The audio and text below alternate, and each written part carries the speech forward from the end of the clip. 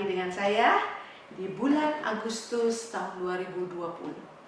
Ada yang istimewa di bulan ini, yaitu kita akan merayakan ulang tahun negara kita, Republik Indonesia yang ke-75.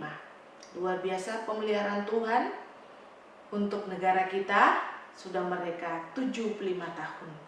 Kita akan membahasnya di dalam kitab Injil Yohanes yang saya ambil di dalam pasal 8 ayat 30 sampai ayat 36. Setelah Yesus mengatakan semuanya itu, banyak orang percaya kepadanya. Maka katanya kepada orang-orang Yahudi yang percaya kepadanya, "Jikalau kamu tetap dalam firman-Ku, kamu benar-benar adalah murid-Ku, dan kamu akan mengetahui kebenaran, dan kebenaran itu akan memerdekakan kamu." Jawab mereka, "Kami adalah keturunan Abraham dan tidak pernah menjadi hamba siapapun. Bagaimana engkau dapat berkata, kamu akan merdeka?" Kata Yesus kepada mereka, "Aku berkata kepadamu, sesungguhnya setiap orang yang berbuat dosa adalah hamba dosa. Dan hamba tidak tetap tinggal dalam rumah, tetapi anak tetap tinggal dalam rumah. Jadi apabila anak itu memerdekakan kamu, kamu pun benar-benar merdeka." Demikian firman Tuhan, berbahagia kita yang membaca, mendengar, dan merenungkan firman Tuhan siang dan malam. Merdeka atau mati, tema kita hari ini. Berbicara tentang merdeka, banyak orang ingin merdeka. Gak ada yang mau hidupnya terbelenggu atau dijajah. Sehingga banyak orang rela korbankan nyawa, korbankan dirinya demi untuk dapatkan kemerdekaan negaranya. Kita lihat para pahlawan kita yang berjasa, mereka korbankan nyawa mereka supaya negara kita ini merdeka, terlepas dari penjajah-penjajah. Jadi memang kemerdekaan itu sangat berharga, sangat didambakan oleh setiap orang. Di dalam firman Tuhan hari ini kita juga akan membahas apa kata Alkitab tentang kemerdekaan. Kita akan baca di dalam ayat 31. Maka kata Yesus kepada orang-orang yang Yahudi yang percaya kepadanya, "Jikalau kamu tetap dalam firman-Ku, kamu benar-benar adalah murid-Ku, dan kamu akan mengetahui kebenaran, dan kebenaran itu akan memerdekakan kamu." Kebenaran itu akan memerdekakan kamu. Orang Yahudi bingung. Kenapa? Dia merasa kami ini keturunan Abraham, tidak pernah menjadi hamba siapapun selama ini. Ya, ayat 33 mereka bilang, "Kami adalah keturunan Abraham dan tidak pernah menjadi hamba siapapun. Bagaimana engkau berkata, atau bagaimana Tuhan berkata, kami ini akan merdeka? Kapan kami jadi budak? Kapan kami menjadi hamba?" Kata orang-orang Yahudi. Dan Yesus menjawab kebingungan mereka ada di dalam ayat 34. Kata Yesus kepada mereka, "Aku berkata kepadamu, sesungguhnya setiap orang yang berbuat dosa adalah hamba dosa."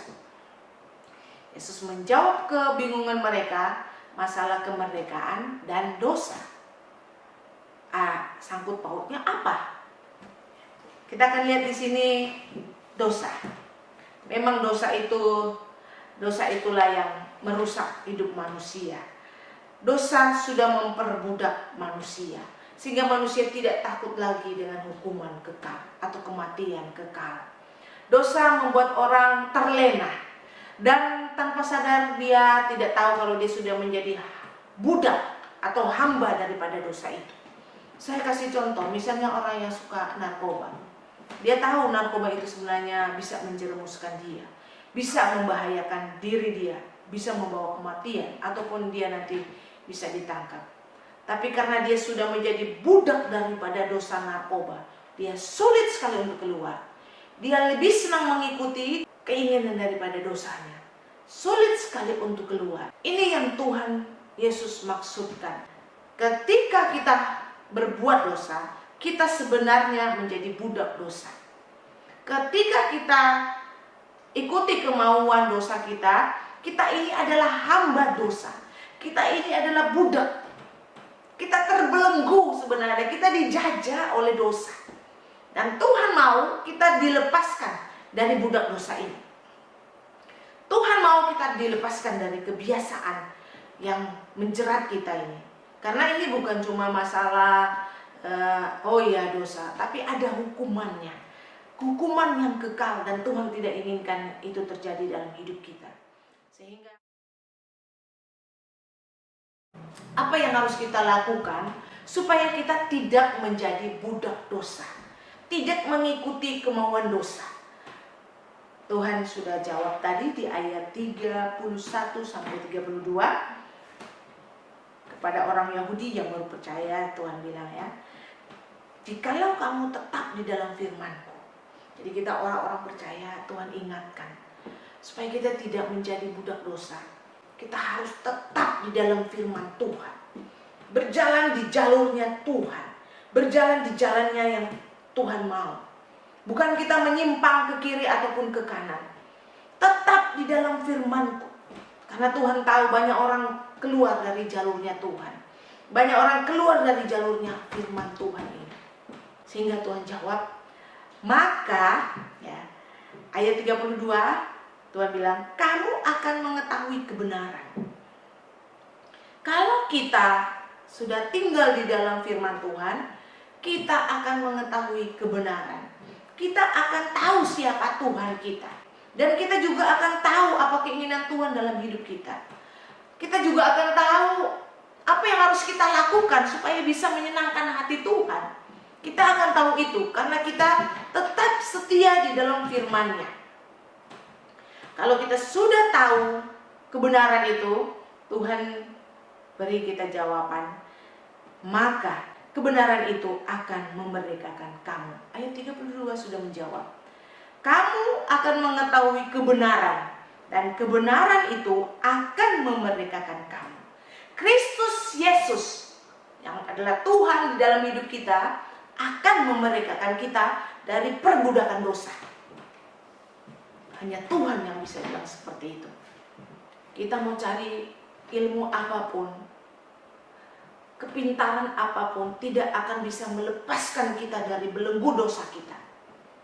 Kita mau sepintar-pintarnya, sehebat-hebatnya, tidak akan bisa melepaskan kita dari belenggu dosa kita. Hanya Tuhan Yesus Kristus satu-satunya Allah yang bisa membebaskan, melepaskan kita dari belenggu dosa ini, dari budak dosa ini. Sehingga Tuhan katakan, kebenaran itu akan memerdekakan kamu. Kebenaran itu atau Yesus Kristus yang ada di dalam hati kita selama ini akan memerdekakan kita. Bapak Ibu yang kekasih di dalam Tuhan, hari ini apakah kita sudah merasa benar-benar merdeka?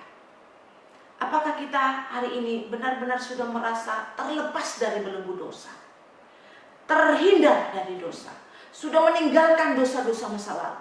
Apakah kita sudah benar-benar meninggalkan itu? Atau kita masih terus dengan dosa-dosa yang lama? Kita masih punya keinginan untuk melakukan dosa-dosa yang lama, yang dimana kita sudah ke gereja, tapi kita masih terus melakukan dosa-dosa yang lama. Berarti kita masih menjadi budak dosa. Kita belum merdeka.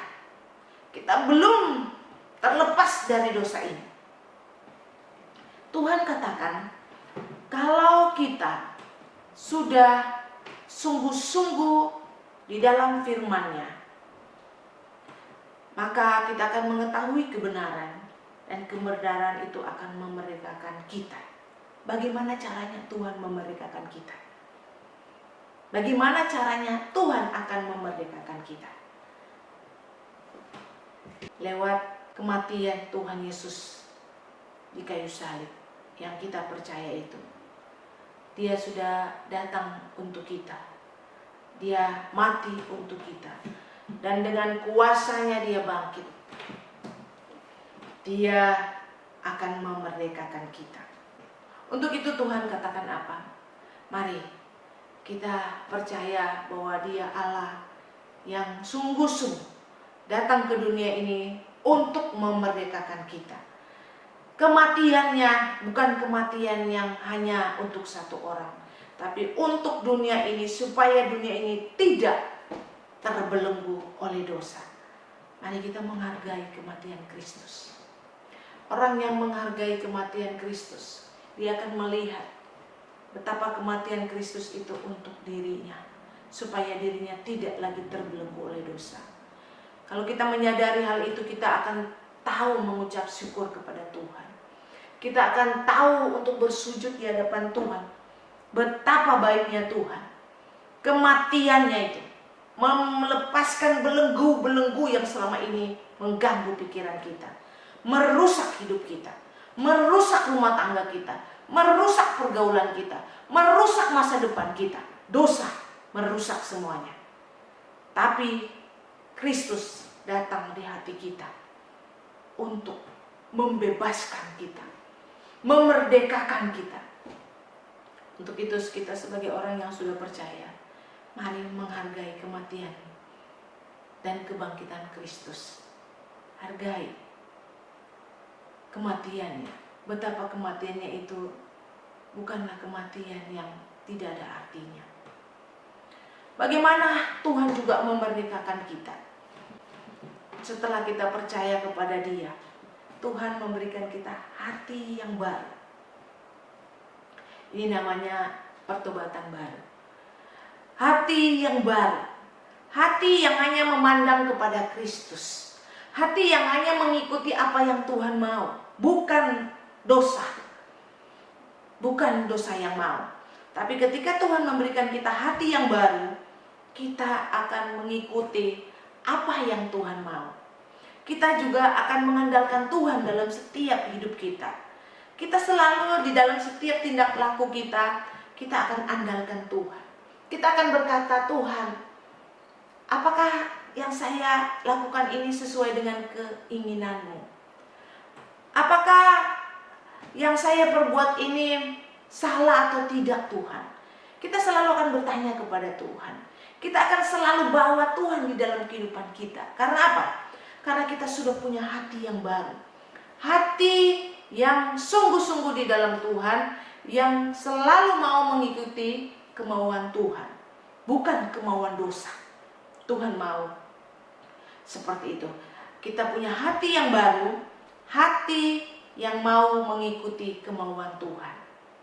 Hari ini kita diingatkan kembali, kita sudah merdeka atau belum? Merdekakah kita atau kita masih mati secara rohani? Mati rohani, masih terbelenggu di dalam dosa kita. Kalau kita sudah merdeka, kita akan memberikan hati kita sepenuhnya kepada Tuhan. Kita akan menyenangkan hatinya. Kita akan mengikuti apa yang Tuhan mau. Kita akan hidup sesuai di jalurnya Tuhan, sesuai di jalurnya firman Tuhan. Itu yang Tuhan mau.